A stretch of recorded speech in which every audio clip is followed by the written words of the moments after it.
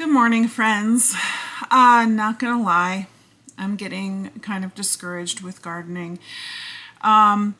We have come to realize that maybe the issue in our garden isn't just sun, but the previous owner that owned this house before us sprayed Roundup like several times a year. And based on some of the beds and the way that they're behaving, the ones that are older and a little bit more eroded are struggling the hardest. And I'm thinking maybe the soil is just like killed. Even though we're doing raised beds and even though we've layered good soil on top, the ones that have been there for over a season or like have larger plants that go down past the raised bed soils, those are the ones that are struggling the most. So please, if you have any tips on how to improve your soil health, let me know. But we are going to a homesteading conference, the Homesteaders Unite Jamboree. We're super excited. It's our first Homesteaders conference, and there is a special class on like soil health and composting, and I am super excited to be in that course and hopefully learn a little bit more about how to help improve our soil. I don't know if it's going to be a fleeting effort or what. Am I going to have to build deeper beds and just line the bottoms and not let it touch that soil? I don't know. But that's where we're at. A lot of our plants are just not thriving. We are just not getting the set up. Even that newer raised bed that I built, the metal one, it was doing great for a while, and it's not terrible, but a lot of the plants, I think, just combined with the heat, the dryness, and then we had rain, the influx, it's just not the best conditions this year. So today we are going to work on a canning project with some, we're going to make a beef stew in the can. I'm doing a raw pack method, and I hosted a friend's baby shower this past weekend. And so I was left with a lot of carrots and celery left over from the veggie trays, and I was like, what in the world can I do with this? I don't want this to go bad. There's no way we're going to go through enough of these cut veggies in time. So I pulled some stew meat out of the freezer, and we're going to can some beef stew with a raw pack. This is the first time I've done a raw pack method, and but I'm excited to try it in the pressure canner. So let's get started. Before I get started, I just need to clean up the canning project from the other day. So we also, from the baby shower, had a bunch of strawberry tops and pineapple rinds, and I thought, what a great idea. I don't want to put these to waste. I'm going to make some strawberry pineapple jelly. Well, can you see? It did not gel. I probably just made way too much. It's recommended that you don't like triple your batches. Well, I threw caution to the wind and I tripled the batch. And so now, of course, it didn't gel. So I have a bunch of strawberry pineapple flavored syrup. But I'm going to give it a try because my daughter, my teenage daughter, really loves kombucha. And so I think we're going to try flavoring the kombucha with this for a second ferment. So we'll give that a try and see how that does. If not, I don't know. We don't eat that many pancakes, so I don't know what we're going to do with it. But I'm going to get these off the counter before we get started so we have a little more space. This recipe that I'm using calls for potatoes, but my family really doesn't eat potatoes. Well, at least my husband and I don't. We're very low carb. And so I'm going to substitute radishes instead of potatoes. So I'm going to go ahead and work on getting that stuff cut up to go in.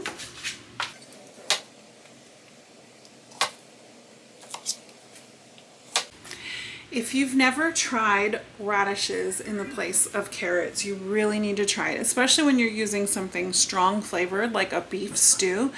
You can hardly tell the difference at all. It soaks up all that good beef broth flavor, and my kids even love it. Like, it's not an issue at all. Interrupting cat over there. So I'm just going to distribute these radishes as even as possible into my jars. And now we're going to move on to the next vegetable, and I'm going to chop these carrots just a little bit more. They're baby carrots, so I'm going to cut them like maybe in a third and add those into the jar as well as cutting the celery up. The celery is, you know, celery sticks, so we're going to cut that up a little bit more too.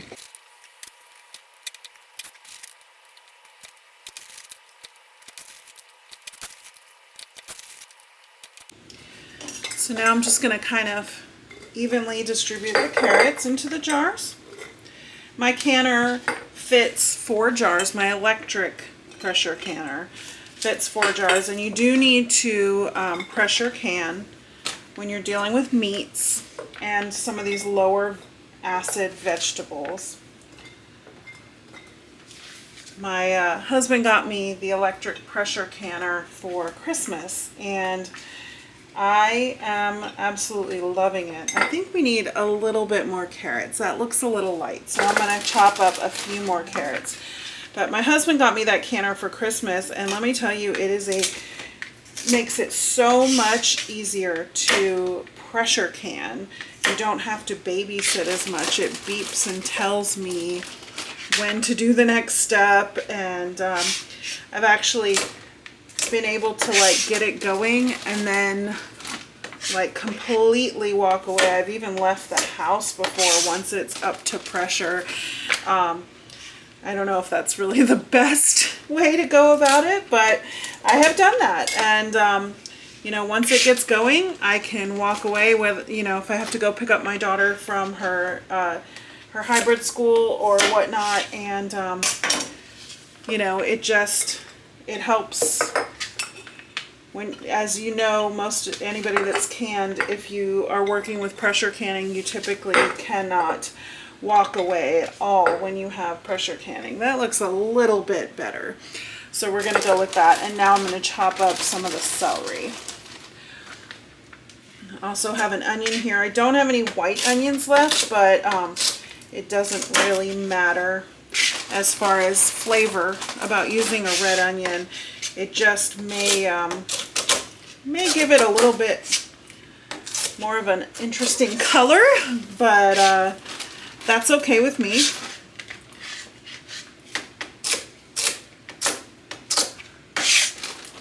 Looks like I'm still going to have quite a bit of these celery and carrots left to snack on. But it's a little bit more of a manageable amount. Before it was like, there's no way my family's going to go through that. So we're going to do the same with the celery and evenly distribute. Well, I might need a couple more celery sticks here. A little bit shy on that. That feels a little better. So let's get to the onions, which is not the fun part. Hopefully I will not cry.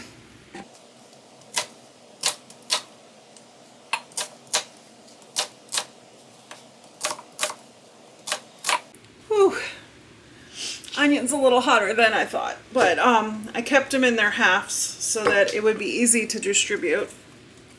Don't mind me. Whew. That's one thing I've noticed, is when the onions are a little bit older, they tend to make you cry a little bit more. So there we go with that. Whew. I'm going to be back in a minute. So at this point, before I add the meat, I'm just going to go ahead and add some spices in there. I'm not going to measure. I've got some parsley. And I'm just going to take the top off of that. Probably adding about a teaspoon, maybe a little bit under a teaspoon. Let's add some thyme. I don't have a whole lot of that left. So just a couple shakes in each one and I'm out. Garlic powder, we like garlic, so I'm going to get them out. I don't know, maybe a teaspoon. Your seasonings don't affect your canning safety, so. And some pepper. I'm just going to go ahead and take the poor side. Just a little pour, maybe half a teaspoon.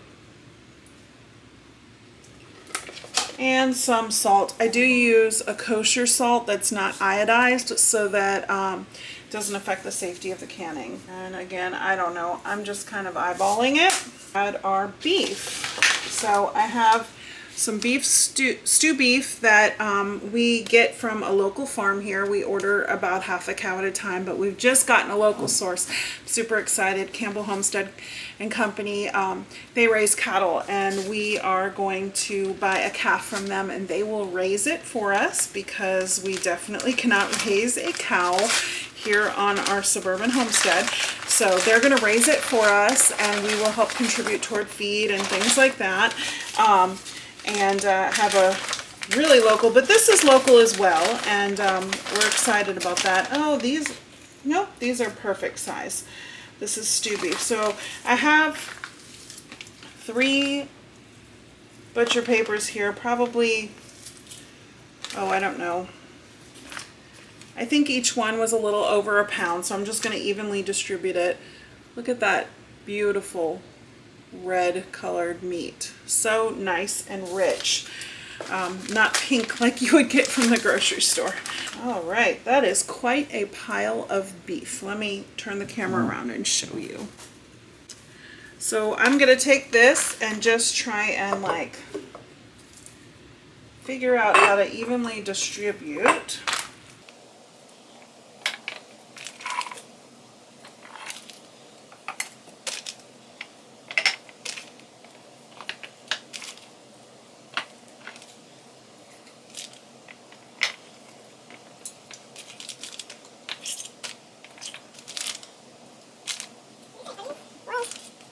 All right, so now I'm just going to fill with some water, leaving 1-inch headspace,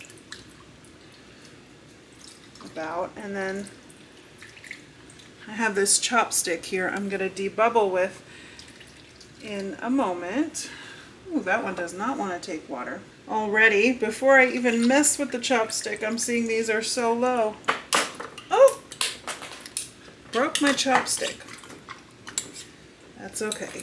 I would have thought that the one regular mouth jar that I had would be the one that would be the hardest to debubble. I'm going to use my headspace tool just to be sure. Okay, now I'm going to wipe the rims and get some lids and rings on these.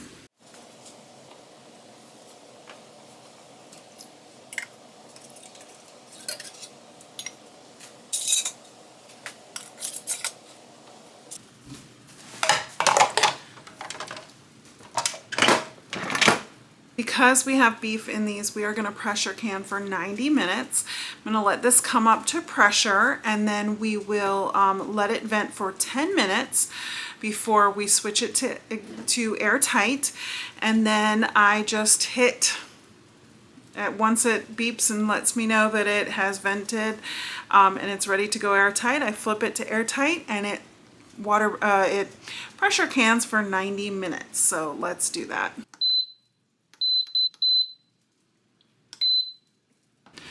So while I am waiting for the canner to come up to venting, I am just going to throw together a quick little tomato and cucumber salad that will marinate for dinner tonight with all my sad little cucumbers.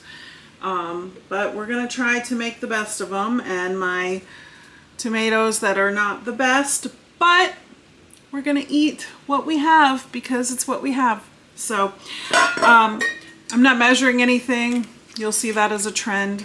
I don't tend to measure a lot. I'm just going to put a little bit of vinegar and some olive oil. I'm just going to add a few shakes of that kosher salt. Black pepper, garlic, and a good amount of dill. Let's see how that looks.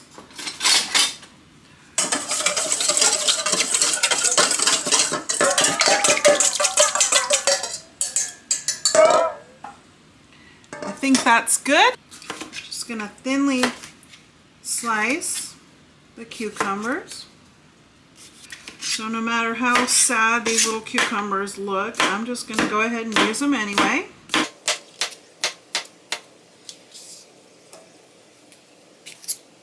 Oh, not that one. That's a little too sad. The chickens can try and eat that. I think I'm gonna let that one go to the chickens as well. I don't know if you can see, it is like all seed. You might have more of a marinated tomato salad, but that's okay. Oh, look how fat this guy is. I think I'm gonna cut it in half.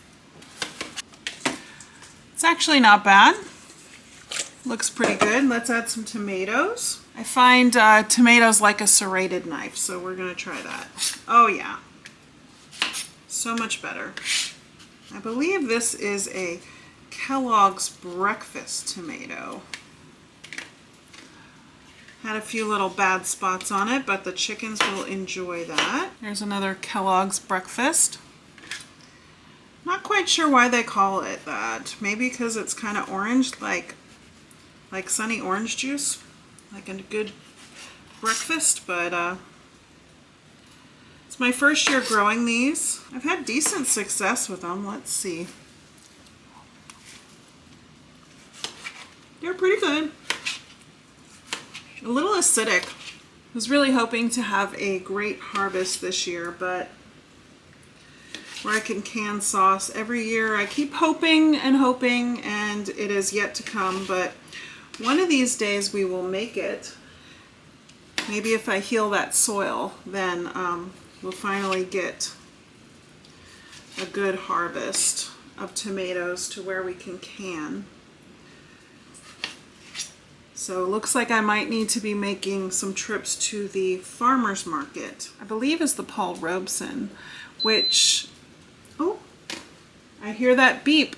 We've started our exhaust. It's come up to temp, so we're gonna exhaust for 10 minutes and it should beep again, but I will be keeping a close eye to make sure that we don't miss when we need to flip it to airtight. But anyway, this is one of Jess Soward's favorite tomatoes. If you watch Roots and Refuge, I have not been as impressed, but then again, I don't have the best growing with tomatoes, so maybe that's my issue, not the variety, but my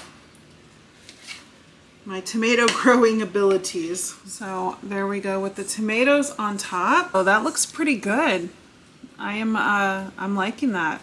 Very beautiful with all those yellow and red and even some bits of green on the tomatoes. That's that Paul Robeson variety.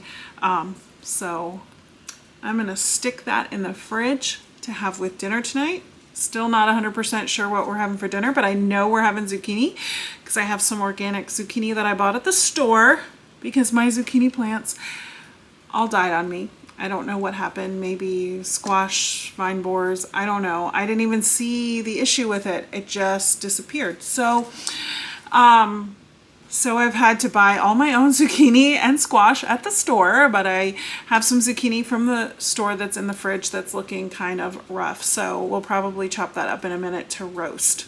I went ahead and transferred that tomato salad into a glass bowl for the fridge. So I'm going to use that same bowl to toss around my zucchini. And while I have this board out, I am going to go ahead and cut the zucchini for tonight now. I always have a scrap bowl for my chickens on the counter pretty much at all times. If it's not there, it's because we just took it out. One more thing out of the way of dinner prep. Now I just need to figure out what our protein is going to be. So really looking forward to going to this homesteading festival at the, I guess it's actually next weekend now. Not this coming weekend, but next weekend. And hopefully I will be able to do some filming there. One of my absolute favorite YouTubers I just found out is going to be there. I'm so excited. Holler Homestead is going to be there. So really hoping I get an opportunity to meet them. Farmer, Sprinkle with Soil, and Permaculture Pimp are the hosts of the event. So that's exciting. We'll see that. But it's one that's actually in my region, so I can do this. Let me see. We got 3 more minutes left on that exhausting time on the pressure canner. So the zucchini is chopped. I'm just going to add a little bit of salt, pepper, and garlic. That is my absolute go-to way that I season veggies for roasting. And I will add a little bit of oil to it so it doesn't stick.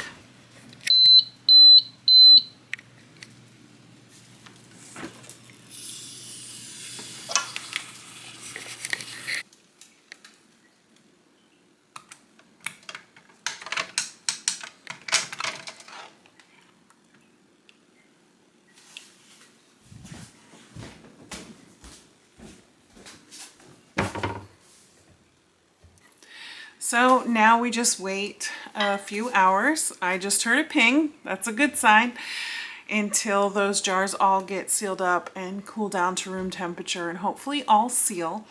But hope you had a fun day canning with me, and until next time, blessings.